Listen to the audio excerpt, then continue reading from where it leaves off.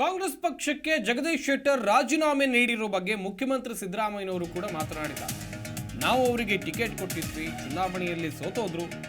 ಕಾಂಗ್ರೆಸ್ನಲ್ಲಿ ಜಗದೀಶ್ ಶೆಟ್ಟರ್ಗೆ ಯಾವುದೇ ಅನ್ಯಾಯ ಆಗಿಲ್ಲ. ಕೊಡಗಿನ ವಿರಾಜಪೇಟೆಯಲ್ಲಿ ಮುಖ್ಯಮಂತ್ರಿ ಸಿದ್ದರಾಮಯ್ಯ ಕೊಟ್ಟಿರುವಂಥ ಹೇಳಿಕೆ, ಒಮ್ಮೆ ಬಿಜೆಪಿಯಲ್ಲಿ ಅವಮಾನ ಆಗಿದೆ, ಮತ್ತೆ ಹೋಗಲ್ಲ ಅಂದಿದ್ರು. ಶೆಟ್ಟರ್ ಅವರನ್ನ MLC ಮಾಡಿದ್ವಿ ಅಂತೇಳಿ ಮುಖ್ಯಮಂತ್ರಿ ಸಿದ್ದರಾಮಯ್ಯ ಹೇಳಿದ್ದಾರೆ. ಒಂದು ಕಡೆಯಲ್ಲಿ ಅಚ್ಚರಿಯ ಬೆಳವಣಿಗೆ ಇವತ್ತು ರಾಜ್ಯ ರಾಜಕೀಯದಲ್ಲಿ ಆಯಿತು.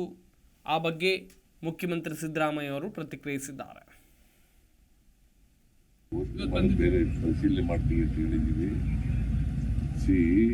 MLA-ಗಳಿದ್ದವರು ಬಿಜೆಪಿ ಓಪಯ್ಯ ಇಲ್ಲಿತ್ತು, ಅಪ್ಪಚ್ಚು ರಂಜನ್ ಅಲ್ಲಿತ್ತು ಅಲ್ವಾ, MLC ಇತ್ತು.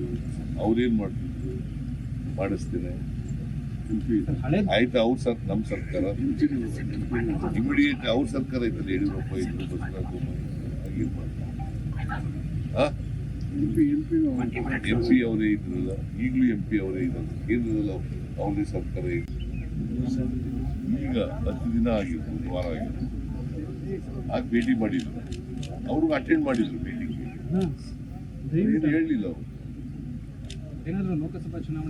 ನಿಮ್ಮ ಜಿ ಕನ್ನಡ ನ್ಯೂಸ್ ಚಾನೆಲ್ ಈಗ Sun Direct number 292, U digital number 162, City Cable number 51, GTPL number 17, Abhishek cable number 821, Rockline telecommunication number 51, Shri Basaveshwara cable number 60, Vinayaka digital number 53 ನೆಟ್ವರ್ಕ್ಗಳಲ್ಲಿ ಲಭ್ಯ.